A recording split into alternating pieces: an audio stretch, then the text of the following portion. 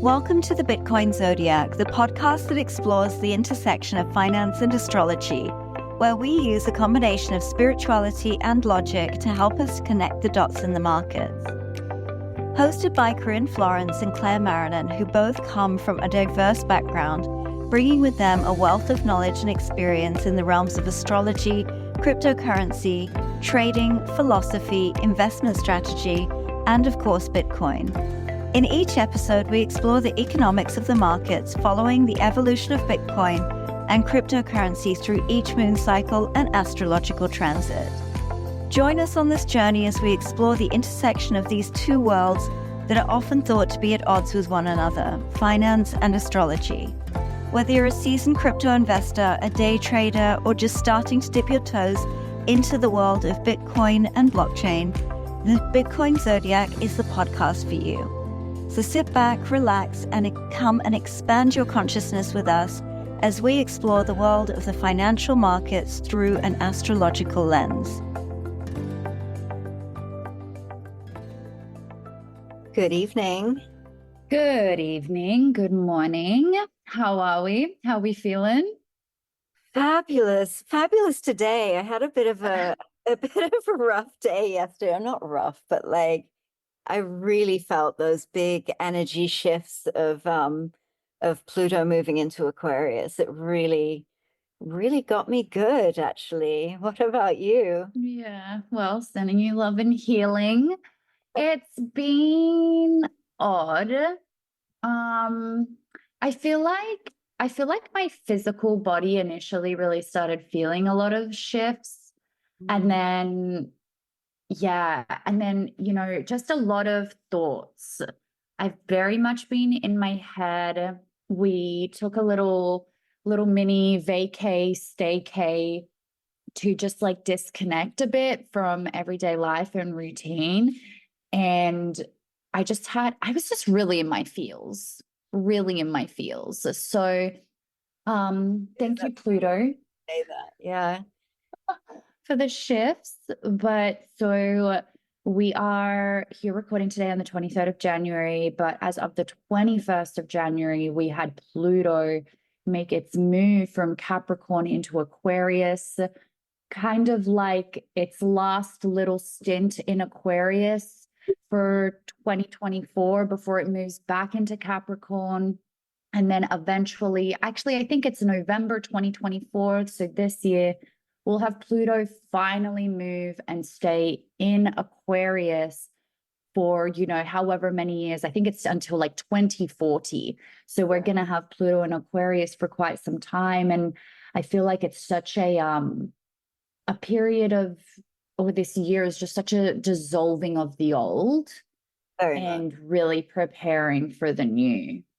Yeah, very, very much. And yeah, I sort of felt like that even yesterday. It's so funny that you say that you were kind of having an emotional day yesterday. I was really, emotional yesterday too. And I just sort of stayed home and, had a bit of a cry and was just, very, very in my feels.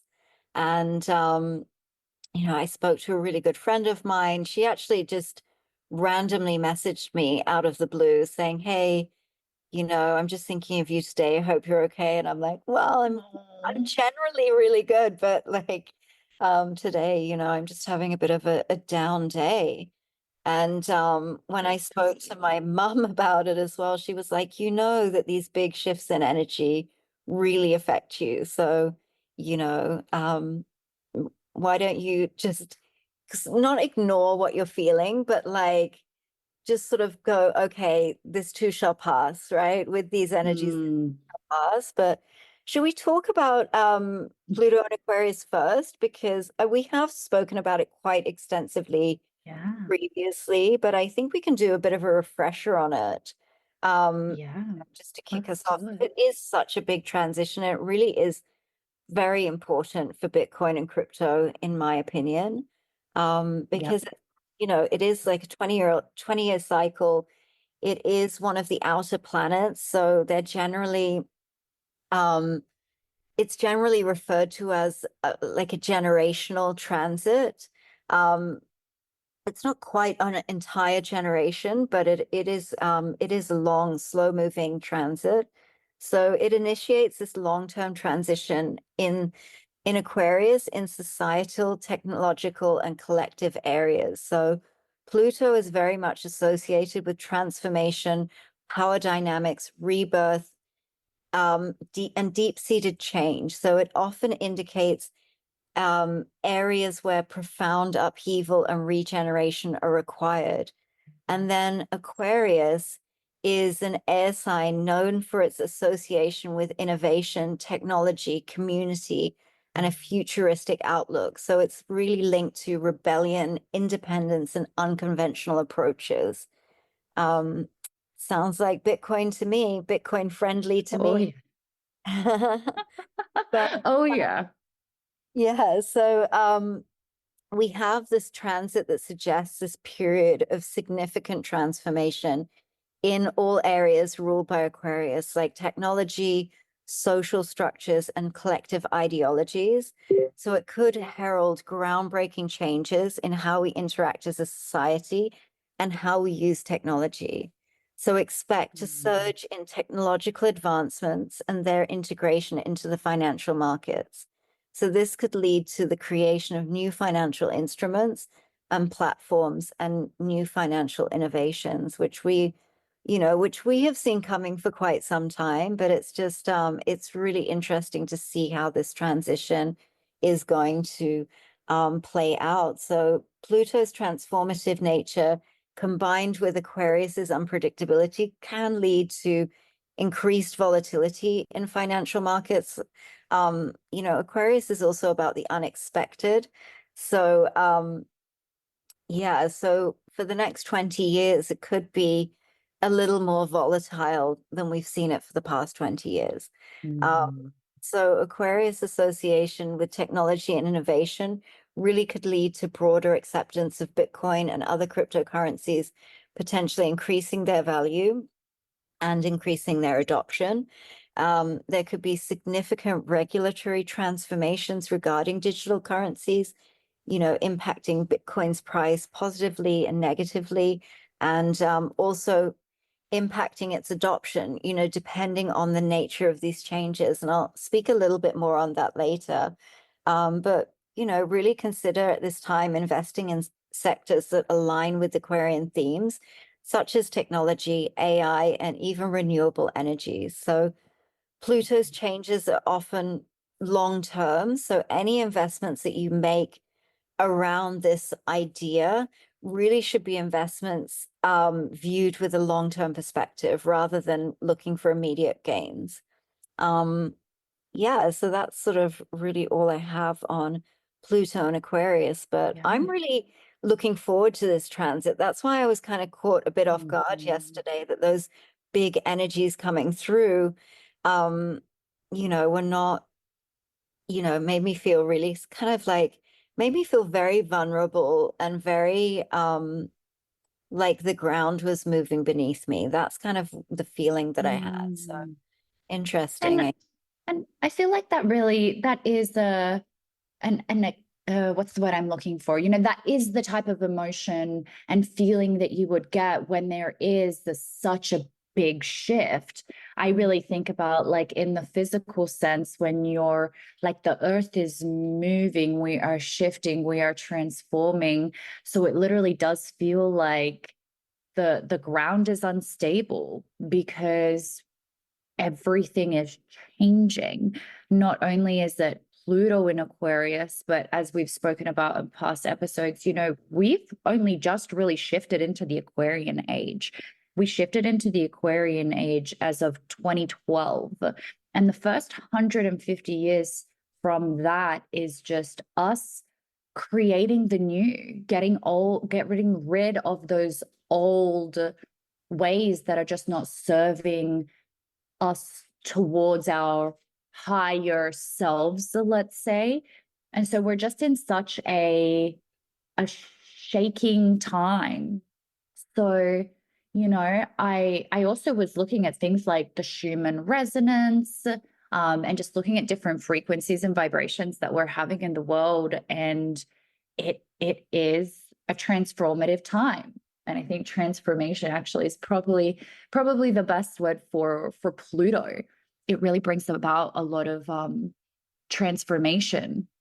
So, Yeah. and actually, what I also love is that Pluto rules the eighth house, and that's all about hidden power, taboo things, death and rebirths, which is again transformation, shared resources. I'm sure we can already start thinking about some themes there that are happening in the world, and lie detection, which is really interesting to see as we're shifting now into Aquarius, and a lot of those Aquarian themes are being brought to light, or how we've lied about in the past, and now thanks to Aquarius, it's a lot of it is coming to light. So this is a rocky time.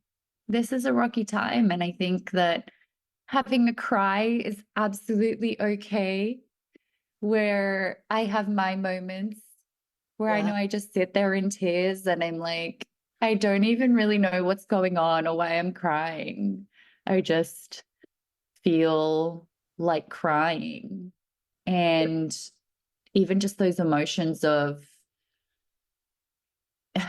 questioning, where you're like, hold on a second, what was and what is and what will be? Mm. Yeah, it's a Yeah. lot. Yeah. I mean, even good change is still change, right? And the thing is, the way that our nervous system works is that actually our nervous system doesn't, even though I don't label things like this good and bad, but our nervous system definitely doesn't see good and bad.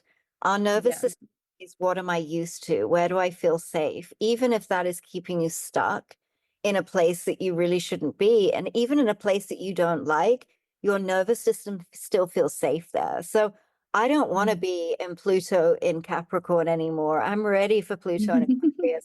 But actually that shift, like your nervous system needs adjusting to that. And yeah, it needs to have the capacity to hold that new energy. So yeah, I think it's pretty normal. I try not to intellectualize either. I mean, saying that, I really was going overdrive in that yesterday of like, just overthinking. But I think also just sometimes it's just good to just let those emotions flow through you instead of Yeah. really trying to have to figure out like, why do I feel this way? And just letting yourself feel that way. Yeah. Yep. Just feeling and being mood. Absolutely. um, as Bitcoin I think is another not helping my mood, can I tell you? oh, The chart is looking ugly. It's not looking great. It's isn't it so interesting how, and I love to say that even though we have a lot of institutions coming into Bitcoin and we have big money players, that you can see some sort of level of manipulation in the market, I do still feel like Bitcoin is such a representation of the human collective consciousness. Like every time that we have these big moves to the downside, I talk to people, and even people that are out of crypto, that are not involved with crypto, and they feel very similar. So I feel like when we have these transformational moments within us and we just want to sit there and cry, it's as if Bitcoin just like is a mirror into how we're feeling, whether or not we're in crypto. Mm. And I do think it's super interesting that as soon as we had Pluto move into Aquarius, we have seen a lot of blood in the market, a lot of red. Because if we think about it, Pluto, or every cryptocurrency that we can think of, minus just a few here and there, in which were more recently made cryptocurrencies, but majority of them all have their natal Pluto in Capricorn, because the first cryptocurrency was Bitcoin, founded in 2008, first transaction in 2009, and Pluto has been in Capricorn since then. So you have to think also about Pluto in terms of like generations, right? Like every generation has their Pluto in a particular sign. So whether you're like Gen Y, X, Z, baby boomer, etc., you'll have Pluto in the same signs as that generation, or as the same as your generation. And it's like the cryptos that we've seen so far, their generation was the generation of cryptos created with Pluto in Capricorn. So now that we're shifting into Aquarius, that's a major shift and change for them as well. And like you just said, the nervous system doesn't recognize whether it's a good or a bad change, because I do believe that Pluto in Aquarius is really good for crypto long term. But they still have to adapt to that change. And it's as if, like, yes, I am referring to them as people, but imagine if they were people, they would be like, okay, help me. I'm going through transformation. I don't know what's going on. I'm sad. I'm crying. And we see price come down. Does that make sense? Yeah, absolutely. Absolutely. Yeah. And it's just a shift. So yeah, Bitcoin's having a bit of a pullback, which we had mentioned past, the past episode we spoke about new moon in Capricorn, and that was where we believe to see not even just a local top, but quite a significant top.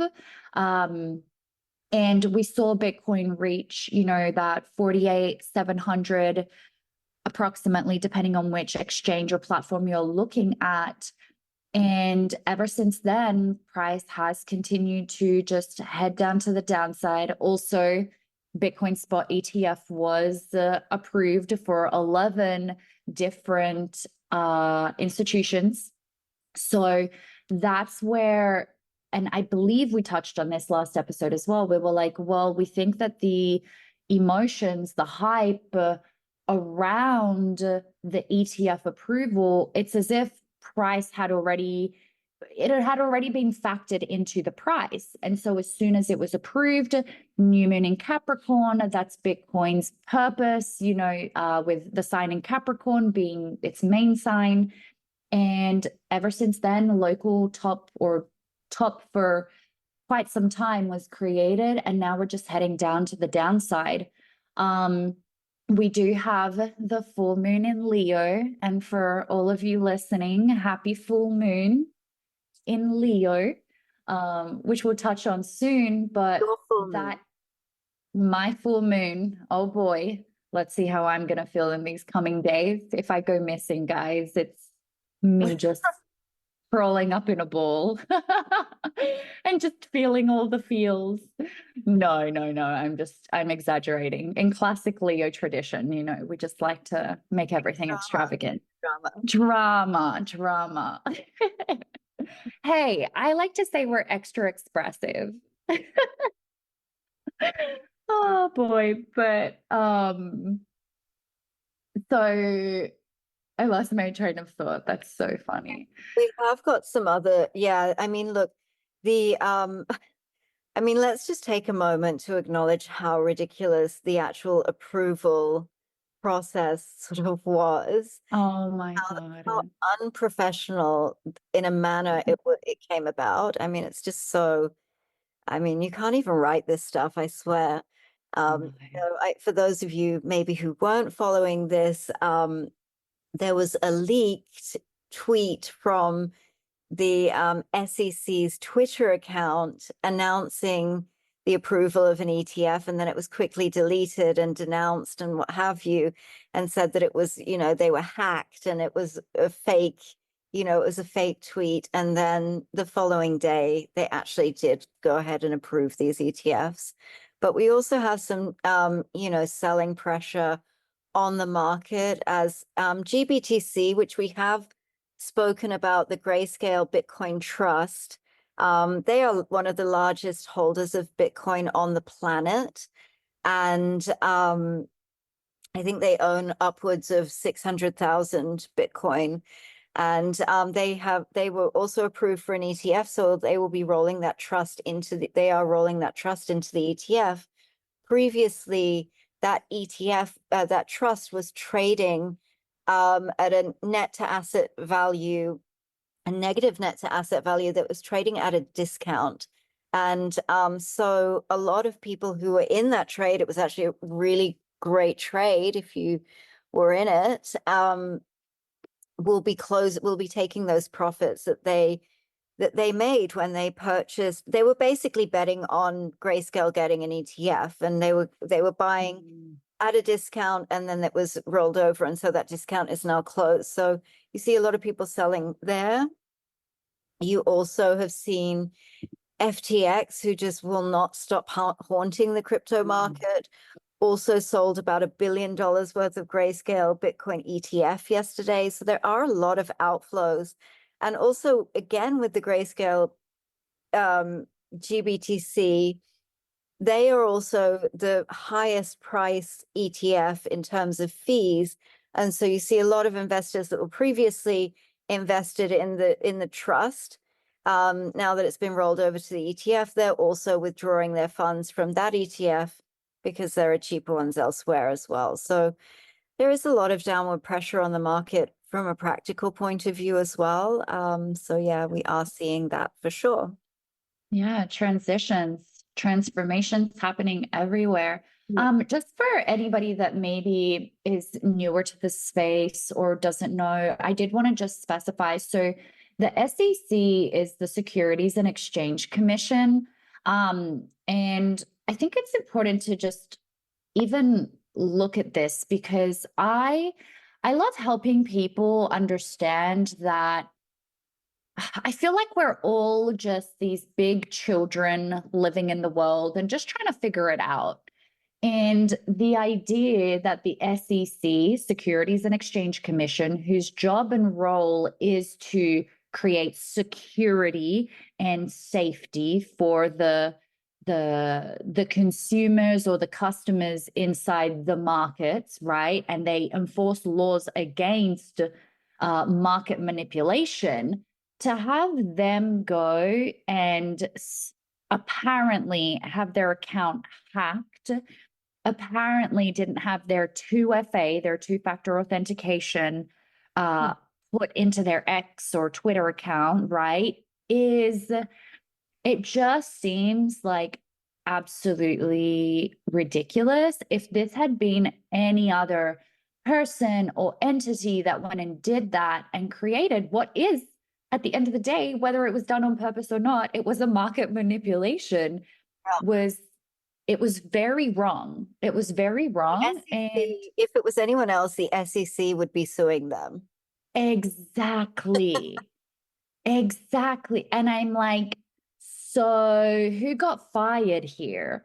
Or like, not that I wish that upon anybody, maybe it was a genuine mistake, but it's like you work for the SEC. Like there is no way that even if you had accidentally like pushed the post button instead of the schedule, like you cannot make those kind of mistakes. So I just really want to like underline that, and why I say that we're just these little kids in big bodies just trying to do life is because I see like things like this happen, and I'm like, this is the point of blockchain. This is the point of us shifting our trust from fully trusting humans in things such as centralized entities, right, into a code, into a predetermined code that we have agreed upon. And we say, yes, that is what we like. So we're shifting our trust. And that's a very Aquarian age theme, very much just an Aquarian theme in general, because we are humans. We do make mistakes. That's why, even when I did my medical degree and we were doing lab and research studies and different things, we always accounted for human error because that's just how we are. So blockchain technology brings solutions to this too. So anyway, that was a little important spiel on I mean, that. they're really not fit for purpose, the SEC, because their mandate is to protect investors, whereas they're actually protecting the interests of the American government. So I think the biggest thing that came out of that for me is that, okay, if it was a mistake, fine, but they didn't own, Mm. it's just such a common theme for our systems of governance these days. And generally as a society, I think we've become very narcissistic as a society. And it seems to be, Mm. especially, politicians are kind of known for just telling lies, which I don't know why we think that's acceptable, but we just sort of are also used to it being a given.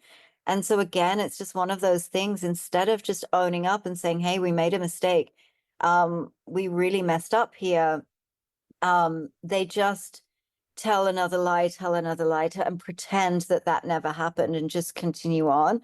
And that's exactly, like very much textbook narcissistic behavior is like, even Yeah. if you do something that is wrong, it's almost like they feel that if they apologize for it, then they're losing. Whereas if they just ignore that it ever happened in the first place, then no one can blame them for anything. I don't know the psychology really, but I can really see that's very much prevalent, in our society today. And so I hope we can make a shift, Yeah. in this Aquarian age. I hope that's one of the things that's going to be transformed, is that, we take a little bit more ownership and accountability and, align to truth a bit more. And that's really what Bitcoin is all about. It's like, don't trust, verify, verify truth. So I'm Yeah. looking forward to that shift and that transition. And Me Gary too. Gensler, the little gremlin, um, his reign is Mr. Burns, over. Gary He Burns. really does look a lot like Mr. Burns, right? Like it's really crazy. But I don't know. I don't want to attack people personally, but No. he just never stands up and takes ownership for any of the mistakes that they make. And Mm. I just think that's really sad. It's really hard to respect someone like that when they operate like that. But it Yeah. is what Did it is. you did you see his statement about the ATF approvals for spot Bitcoin? Oh, was it? So it was like on the Like official SEC pain. website. He looked like he was in pain to do it, right? He didn't really want to, right? Exactly. So we spoke last episode about how there was like looking at the astrology. I said something about like there was a little bit of like a temper tantrum feeling. And I just imagined a kid like throwing a tantrum. And after I read Gary's statement after they approved the spot ETF spot Bitcoin ETF approval or whatever, I just it was him like he in that statement, it was almost as if like, yo, like they forced me to. I didn't want to, but here we are. I did it anyway. But he he that was the feeling I got from it. He didn't want to. He didn't want them to be approved. Yeah, absolutely. Yeah. Definitely had the energy of a child that had been forced to go and tidy their bedroom. Like it had that vibe to it, like a pouty kind of temper tantrum sort of thing. Hmm. That's a tantrum. Yeah, being made, or Yep. being made to apologize because you just had a temper tantrum. Yeah, Yep. very interesting the way that that all went down. But I mean, you can only laugh at these things. That you can't make this stuff up, like really. But I read a really interesting article this week by Arthur Hayes, who I love. Highly recommend. We're not associated with him at all, but I highly recommend people go and sign up to his free Substack. I think it's called Crypto Haze. But he actually had, I don't know if you saw this meme coin that was like dog, dog with hat. Did you see this? It was Dog absolutely, with hat? yes. No, tell me Yes, more. this is a new meme coin. I mean, tell me Oh that my the God. bull run is on its way without saying the bull run is on its way. Like really, that we Oh start to my have these like insane meme coins just start to pop off.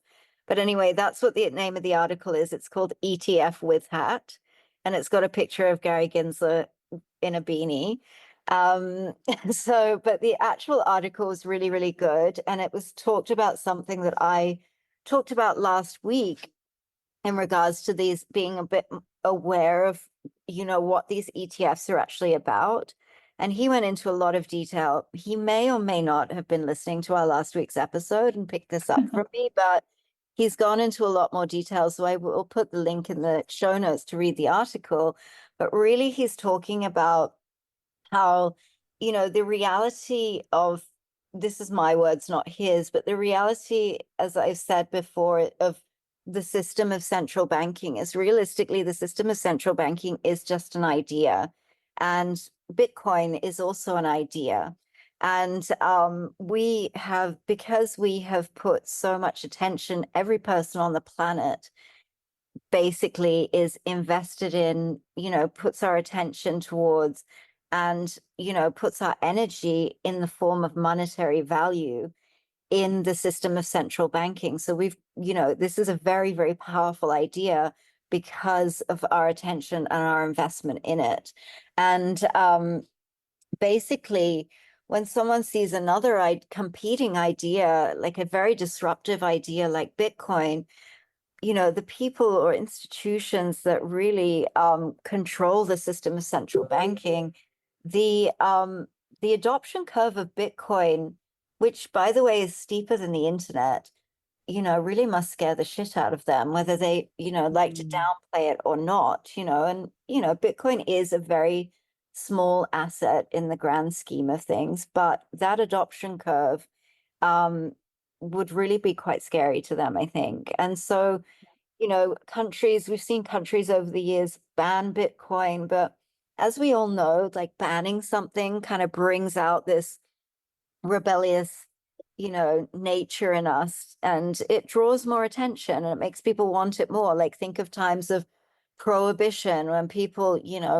alcohol was banned, but they want, it made it more and more popular.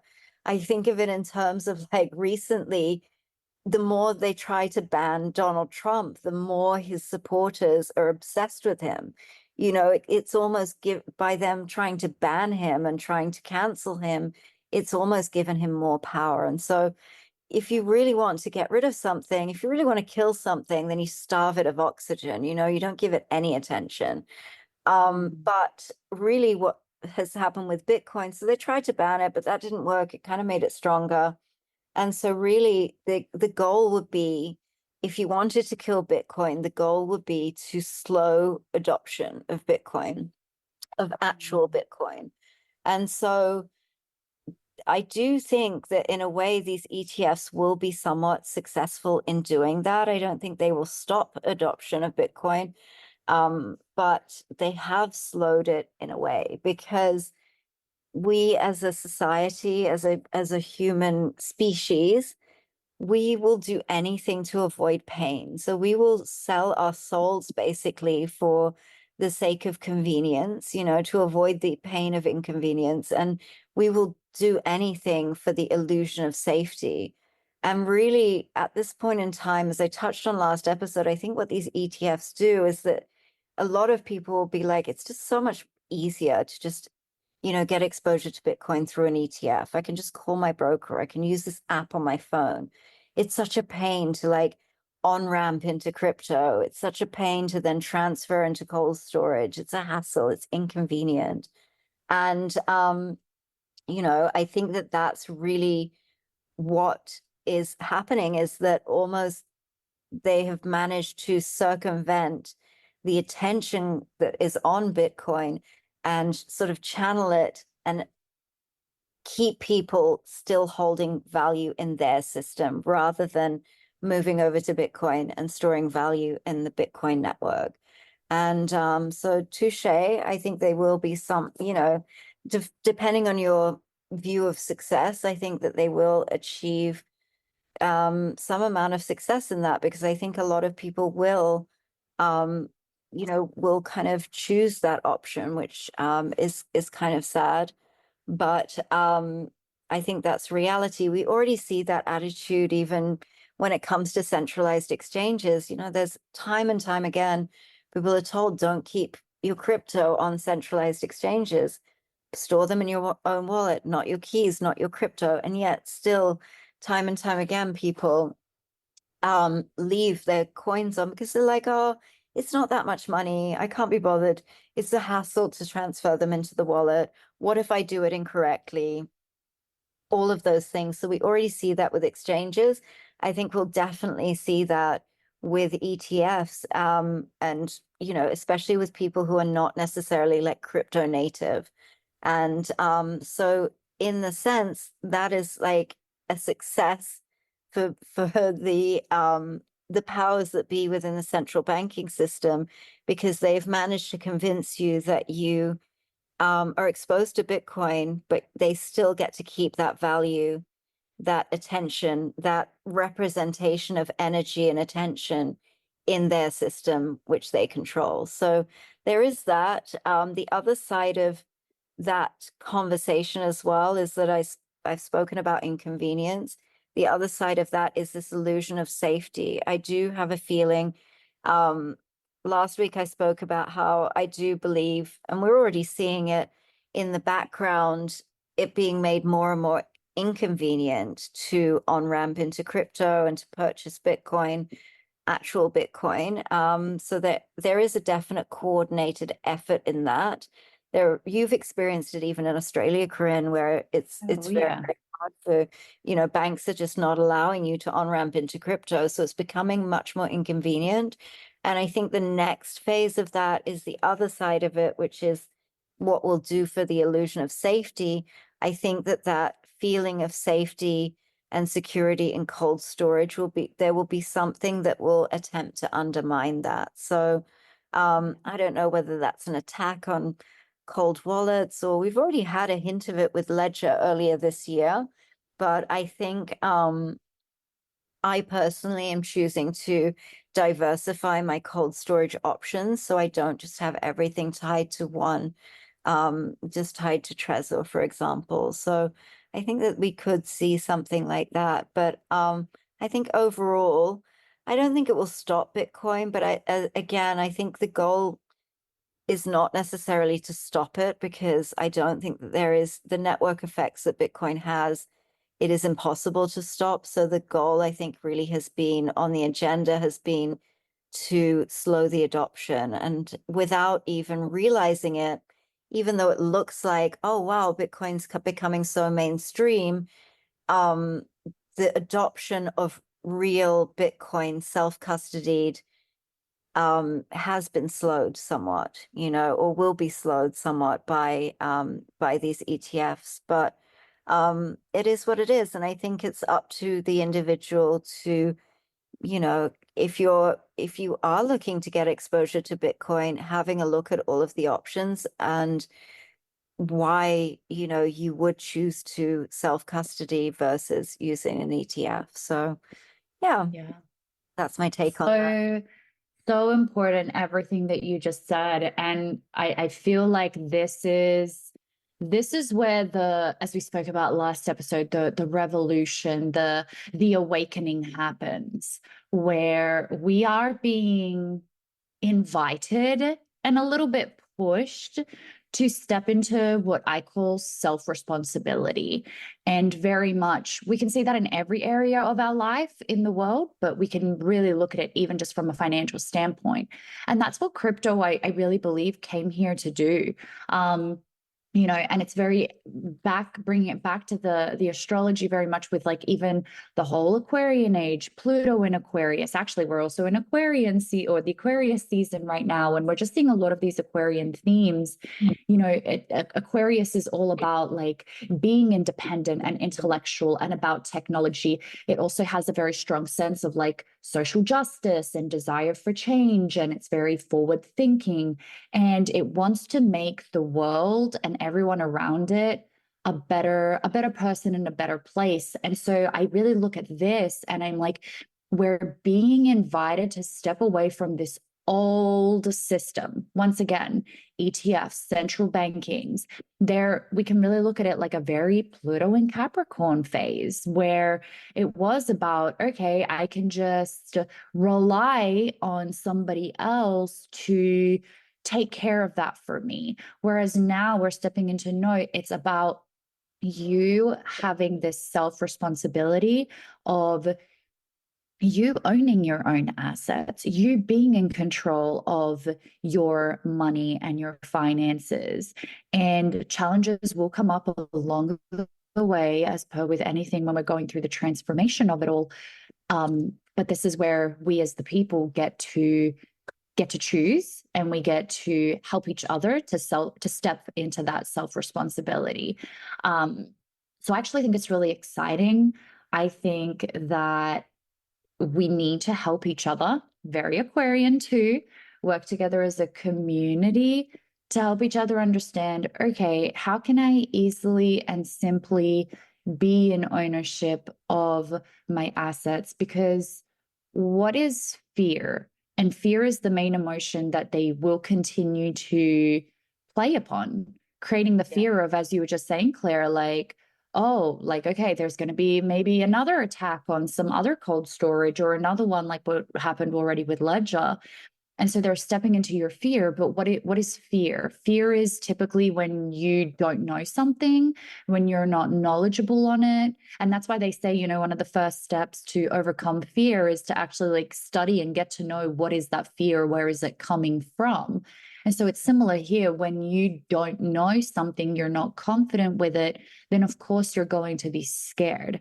But instead, if we can help each other and we can get educated on it and we can follow simple steps on, okay, this is how I use a cold storage. This is how I send my crypto onto that, you know, then, or even understanding what are my private keys? Where do I write down my private keys? What is a seed or recovery phrase? Where do I write these down? How can I store them, et cetera, et cetera? As you step into that knowledge and that confidence, then the fear goes away. And I also really want to re-emphasize what you said, Claire, about diversifying.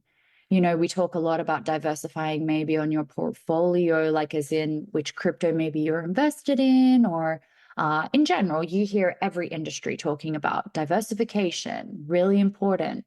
But even with where you're storing your crypto, having different types of cold storage so that you can keep your crypto in different places most definitely reduces the risk. But just remember, ladies and gentlemen, not your keys, not your crypto.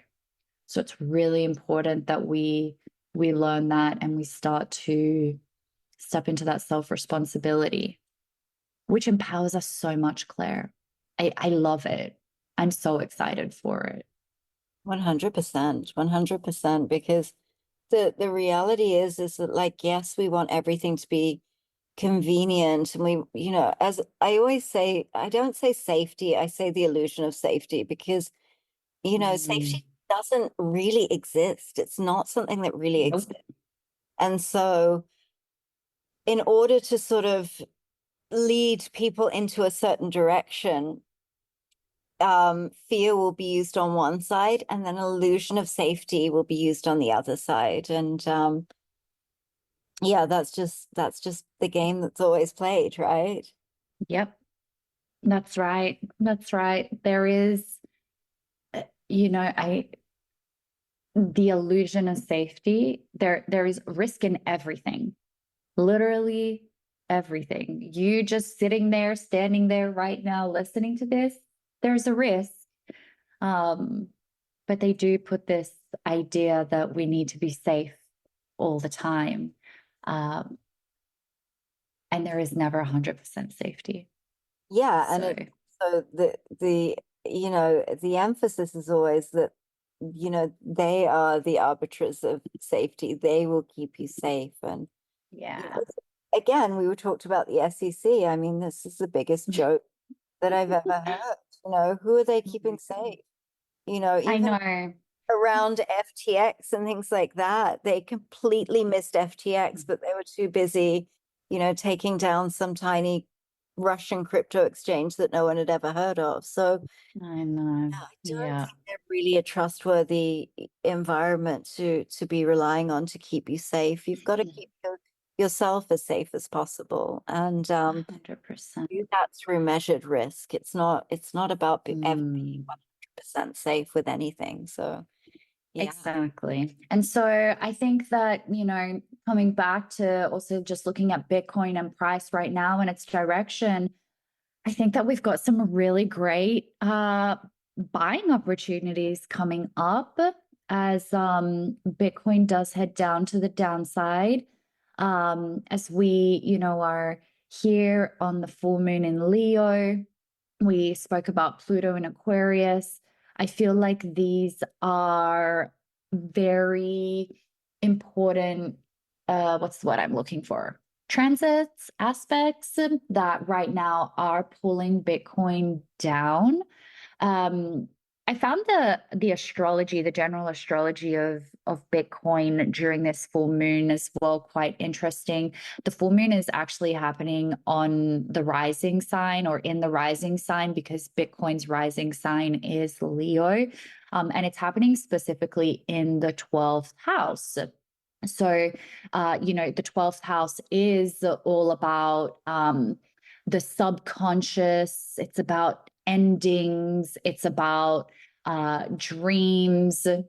So, and it's kind of like I always look at it kind of like the darkest house. Now, not because it's like scary, but dark as in it's like those deeper, like the depths of things. So, with the moon happening there, and when you have a moon, especially a full moon happening in your rising sign, and the closer it is directly on your ascendant, the more that it's about like really you getting a lot of attention, whether it's for the good or the less good, right? But it's just overall like attention being drawn to you.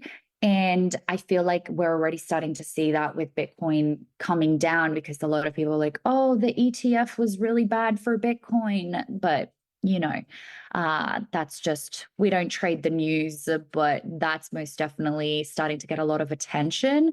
And we also have then the moon opposing no, sorry, there is a trine with the natal moon of Bitcoin. So full moon trine the natal moon of Bitcoin. And this is actually a really great sign to invest.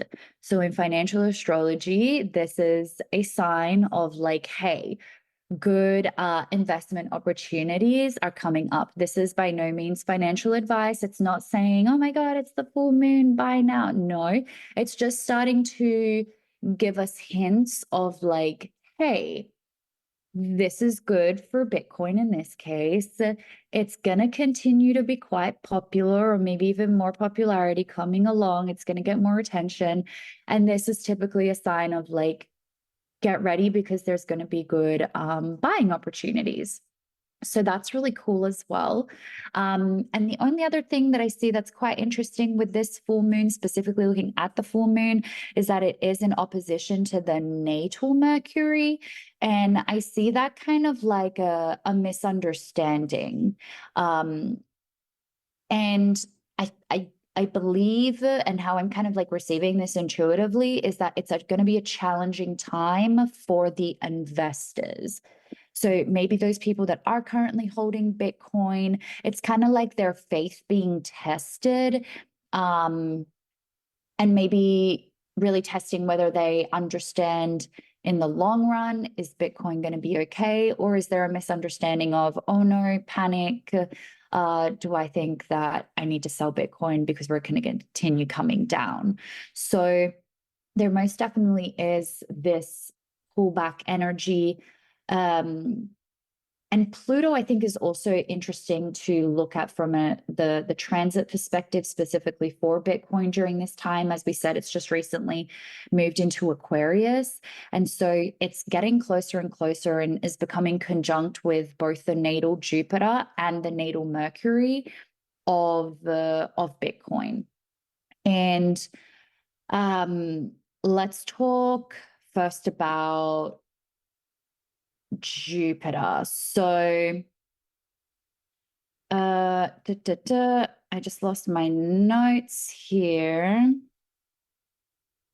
Oh, so with Pluto being conjunct with the natal Jupiter of Bitcoin, it's about kind of having a moment of an important decision being made, or kind of like a decisional point for Bitcoin. And it's about the decisions that are being made during this time is about how much success could Bitcoin potentially have in the long run. So that's and I do feel that. I do feel like ever since we've had the ETF be approved for Bitcoin, I feel like it is such a decisional moment Hmm. where, and as we talk about, like, astrology doesn't predict the future by no means. I don't believe in that, but I do believe that it gives us signs and hints with, okay, what could be happening around this time. And I do think ever since the ETF approval, we're about to see a whole new way of operating in the crypto space, and it will come along with more and more regulations and things like that. And then also with Pluto being conjunct the natal Mercury, even there, it's like a very clear sign of a change in thinking and maybe a pivoting in the direction. So I think we can connect this to what you just spoke about, Claire, again, about, okay, are people going to choose to be in ownership of their own Bitcoin, or are they going to opt in more for that illusionary safety of, it's okay, BlackRock can take care of my Bitcoin, right? Um, so I never feel like when it comes to Bitcoin, it's like Bitcoin making decision. It's about us people making a decision. Yeah. And Bitcoin always just seems to have this amazing quality of just kind of, well, again, it's that Capricorn energy of that image of the mountain goat, like just one foot in front of the other, one block at a time. It's like it just seems to sort of find its own way.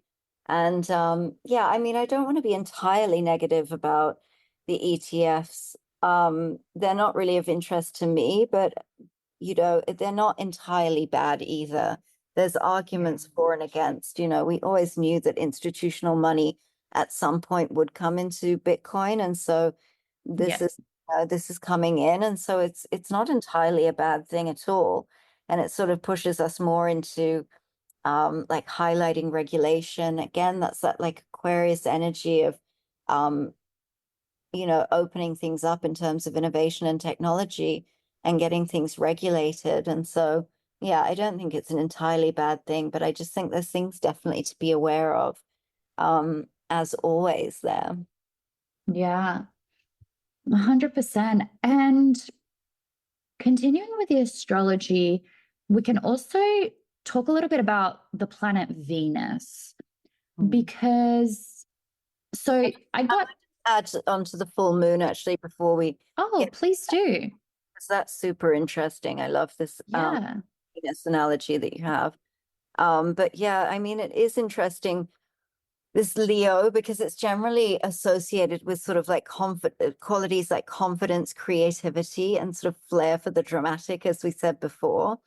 And so this sort of full moon energy really does emphasize boldness and risk taking and focus like on attention grabbing kind of ventures. And that kind of sounds more positive than I sort of see the rest of the charts, to be honest.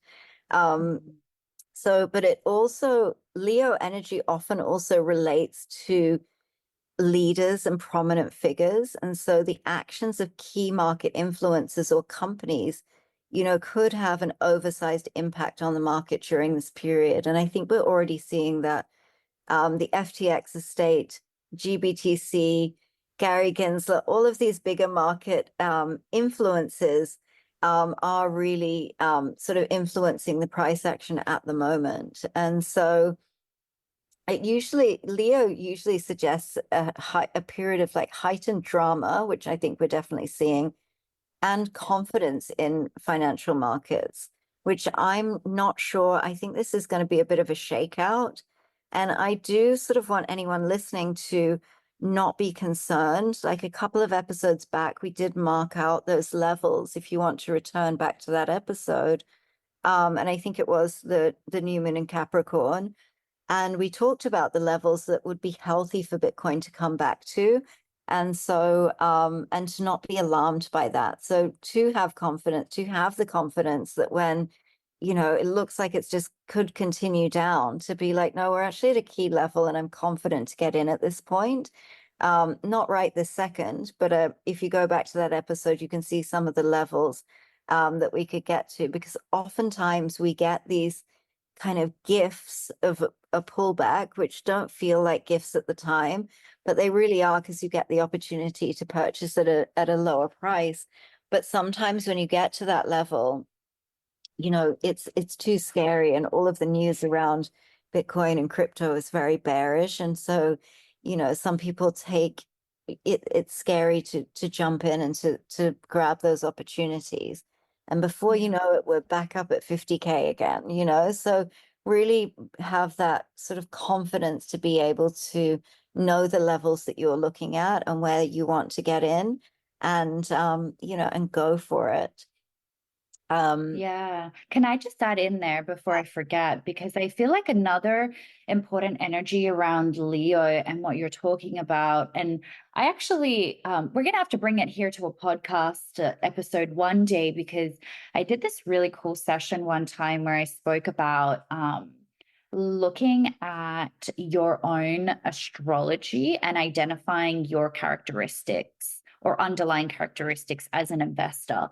And Leo is actually really highly associated with a high risk yeah. investment. And so I feel like it's connected to what you're saying, where maybe there is this moment of it feels like a lack of confidence, but that Leo energy might create like oh, I think that if I do get into this, it's very, very high risk, or if I stay in this, it's a very high risk. Um, But it just takes some of that that boldness to step in at that moment. Yeah, exactly. So I feel like that's really connected. Yeah. As a Leo, PS, I'm very conservative, but because I learned to be. But go ahead.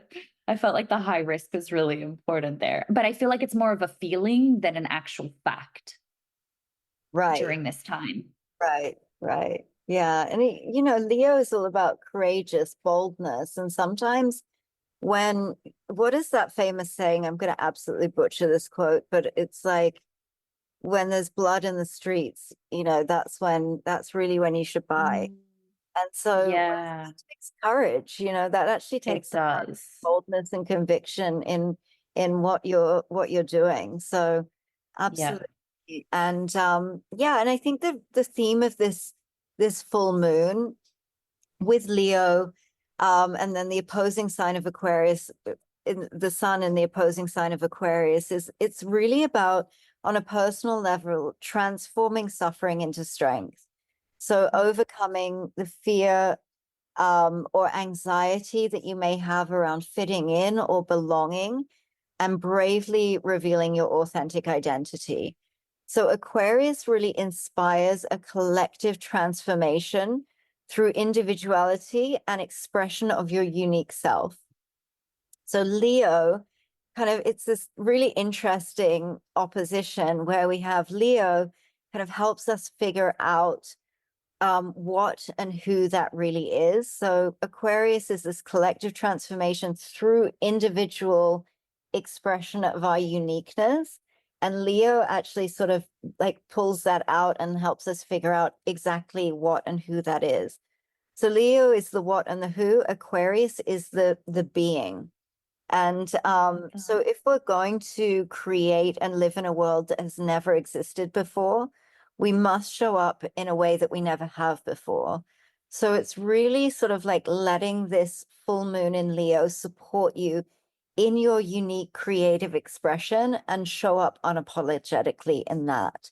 Because it's quite an interesting, Aquarius in itself is quite an interesting sort of polarity, I guess, or contradiction. That's the word I'm looking for, in the sense that it really is much more about the collective than about the individual.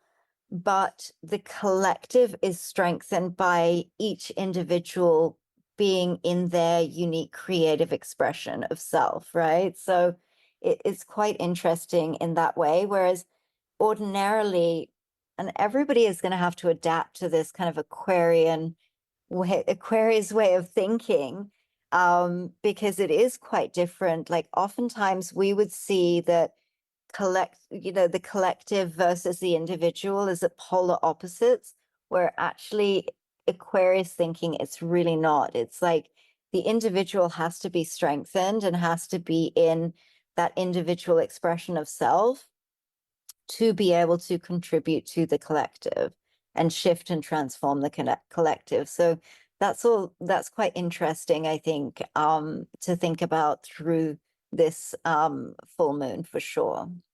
Yeah. Yep. It's most definitely going to be an interesting one. I mean, as per every full moon. Um, yeah. And actually, before I do talk about Venus, Mhm. I do want to remind everybody that on the 27th of January, we have Uranus that's been retrograde in Taurus. It's going to be direct. And that normally creates even more of kind of like what we've been talking about. I feel it's going to create even more inside of ourselves, like this moment of just a shakeup. I think I'm just going to leave it at that. Just these emotions, because Uranus is already quite a disruptive. I mean, Uranus is ruled by Aquarius. And so even though Uranus right now is in Taurus, it still has like that energy around it. And so I think this is going to be a very deep period of really looking within, and some of those themes that you just touched on, and Uranus going direct again, that move will create more impact on us as well as the market, because it going through Taurus right now, which is the sign of literally our economy, we could probably see something happen in general in the economy, whether it's, Mm. even the stock market, or which I honestly haven't even looked at in these past couple of days. Um, so that's another interesting date, 27th of January. There's a Yeah, lot going on right now. there really is. It's Oof. interesting you say that because I just read an article the other day as well about, we've talked about it previously on the podcast, but um, and how interesting it is that the way that the news reports things, like when Silicon Valley Bank collapsed, it was like very, very much in the news cycle, but there have been other granted smaller banks that have also folded during that period of time. And there's been other, exposures that, really big banks like JP Morgan and things like that are sitting on billions and billions of dollars, possibly trillions of dollars of unrealized losses, um, really brought about by the the holding US treasuries and these interest rate hikes. So we maybe see some disruption in those areas as well, and some surprise sort of events happening in the traditional finance areas as well. Yeah, I think if anybody wants to hear more on Uranus, Taurus, and these themes, on the kind of wider economy, we did a really great episode. I believe it's episode 2, which was new moon and solar eclipse in Aries. And I believe that within that we spoke more about that. So definitely refer back to that episode. Um, okay, so should we talk a little bit about Venus? Absolutely.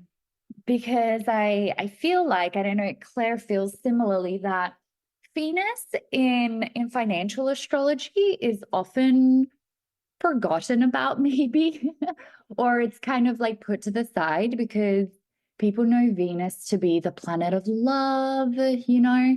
Um, but actually, Venus is a really, really great representation of money as well, and of how we as humans, the way that we act or respond towards money or with our money. You know, Claire and I were talking earlier, and we were talking about even how kind of there, even look within yourself and the relationship between the way that you act with love and the way that you act with money. Typically, they're quite similar, or they have a lot of similarities. I love looking at Venus as well, in regards to your relationship with money, whether it's a love and it's a healthy love, or whether it maybe comes from greed.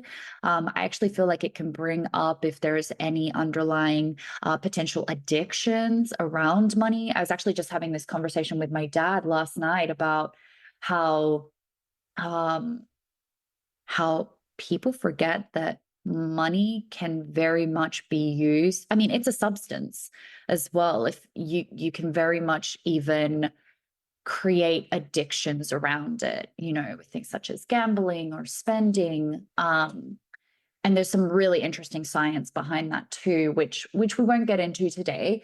But Venus, and I found on X this chart, which I believe it was by S.J. Anderson, because we like to give credit where it is due. And whether he or somebody else went through and looked at in the past for Bitcoin, what's the word I'm looking for? Corinne, words. The relationship, the reaction, the results that Bitcoin or that Venus had when it was in different signs on Bitcoin, right?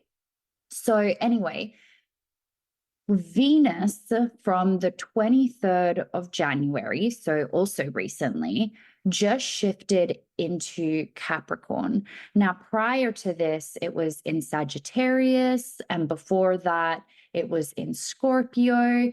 And that was really positive times. And even on this chart that was created, looking back, you know, from even 2011, every time that Venus went through Scorpio or Sagittarius, it was really positive energy, or it was very positive results. And Bitcoin continued to kind of move to the upside. And that's what we have seen during these past months as well.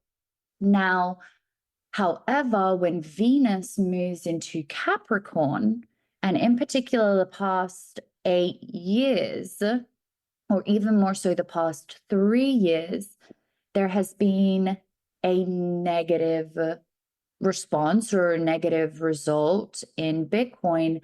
And that's where we start to see the moving to the downside. So Venus is going to be in Capricorn until the 16th of February.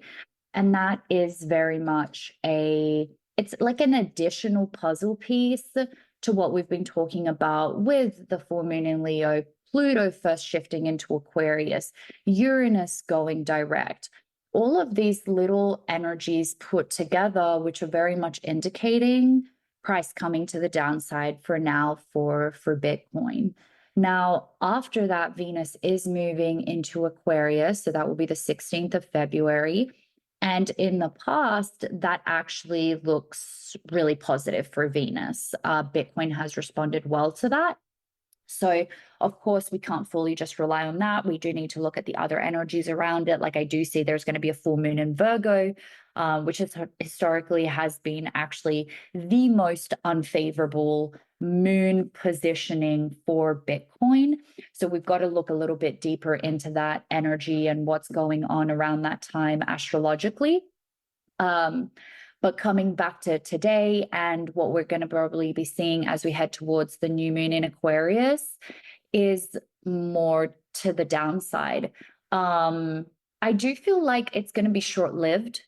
I do feel like we're probably going to see as we get closer to the new moon, whether, you know, price kind of stabilizes and we have a moment of sideways movement, or even a little bit of movement to the upside again with a new moon in Aquarius.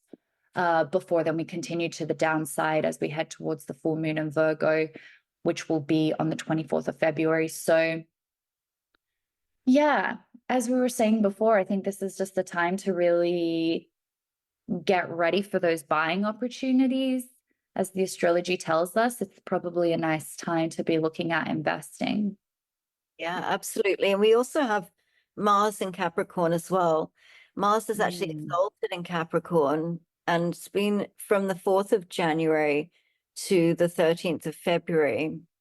And what it means, Mars is considered exalted in Capricorn, meaning that it's like assertive and dynamic qualities are expressed most effectively and positively here. So it means that a planet is at home in that sign. It's like happy in that sign. And so Capricorn's an earth sign. It's associated with structure and discipline and ambition. And the exaltation suggests a more focused, strategic, and disciplined approach to achieving goals. So in Capricorn, Mars is sometimes impulsive energy, is almost tempered by Capricorn's practical and methodical nature. So it's leading to more calculated and effective actions. So that I think also leans to buying opportunities and being very structured in where do I want to buy? What are the levels that I'm looking at? What are the spaces that what is my plan basically? And really being quite diligent and disciplined and sticking to that plan, rather than being caught up in the emotions of, whatever gurus are shouting about something or whatever people are, talking about on Twitter or something like that. It's really having your own plan and being very structured and disciplined in carrying out that plan. Yeah, 100%. Should we talk about Um, positive? Should we talk about some numerology and exactly. numerology of 2024? It's actually quite exciting. And Exactly. Let's finish off on a very positive note because there's a lot of good coming.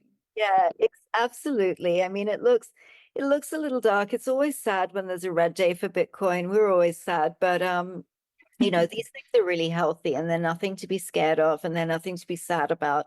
They really are a time to see opportunities. So, but moving into 2024, in numerology, 2024 is an 8 year, and that is viewed as a time of significant potential for personal growth, material success, and achievement. So this period is often associated with themes of power, responsibility, and financial gain. The number 8 in numerology is known for its association with balance, particularly in the balance between the material and the spiritual worlds. So during an 8 year, you might find that issues related to finance, career, and authority come to the forefront. We have like 40 or 50 countries going through major elections this year. So that's definitely already on the cards for sure. It's a potent time for making strides in your professional life or for seeing the results of your hard work in the form of financial rewards. This year can bring opportunities for advancement, but also demands a strong sense of discipline, organization, and management. It's important to remember that the potential for power and success comes with responsibility.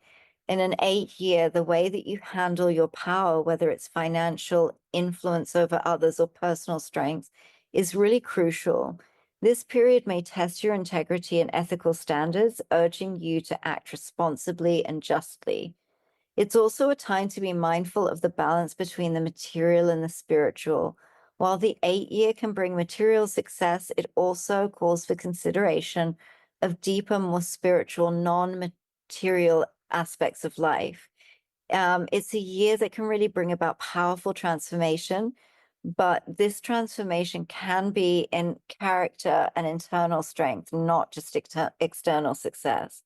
So remember how you experience an 8 year can really vary on your personal numerology and your current life circumstances, but it also just offers a landscape of potential. But your choices and actions, of course, will really ultimately shape this experience. But I see a lot of positivity in that. I see a lot of positivity and potential in that 8 year. And do you have some numerology for Bitcoin? I'm always interested in this. Yeah, let's talk about Bitcoin's numerology because of course 2024 and what you just spoke about is like the themes for everyone and just for everybody on this earth as we go through this calendar year. And then there's the side of the personal year cycle, and that is dependent on everybody's personal birthday. And Bitcoin, as we know, just recently had its birthday on our last episode, so the 3rd of January, and it just stepped into its year cycle number 3. So prior to that, and I think it's cool when we first look at the last year. So the last year, it was in its personal year cycle 11. So that was all about establishing things for a greater vision and for a greater mission for the greater good. And I feel like that was very much represented in 2023 for Bitcoin. Now that it's come into its next birthday in 2024, it started its year, as I said, number 3, which is all about popularity, communication, and like it's a very popular like number even for, in this day and age, like on social media to just really have that attention.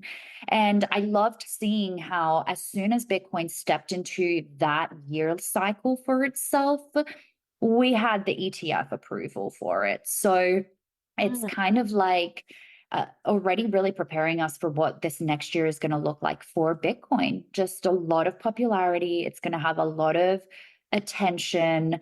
And yeah, so that on top of the energy of what you just spoke about with 2024, overall, it is a very successful year coming up in one way or another. So I'm very excited for 2024.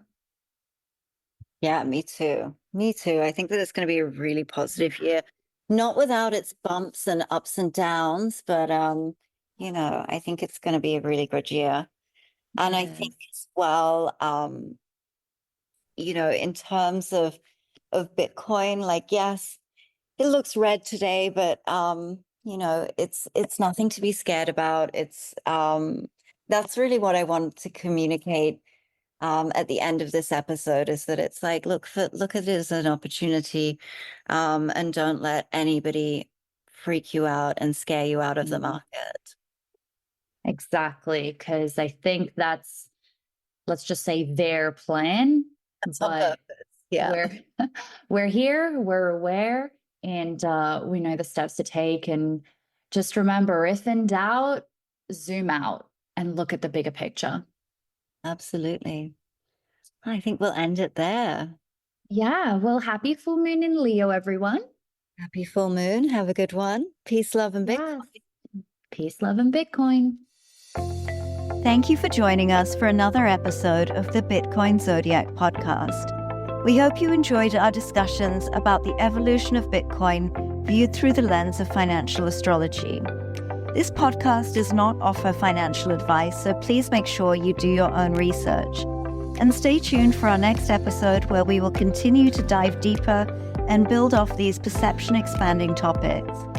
Remember, whatever your beliefs may be, we all have something to learn from each other. So stay curious, stay open-minded, and keep exploring the world of Bitcoin and astrology.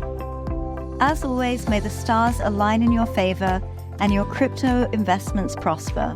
Until next time, peace, love, and Bitcoin.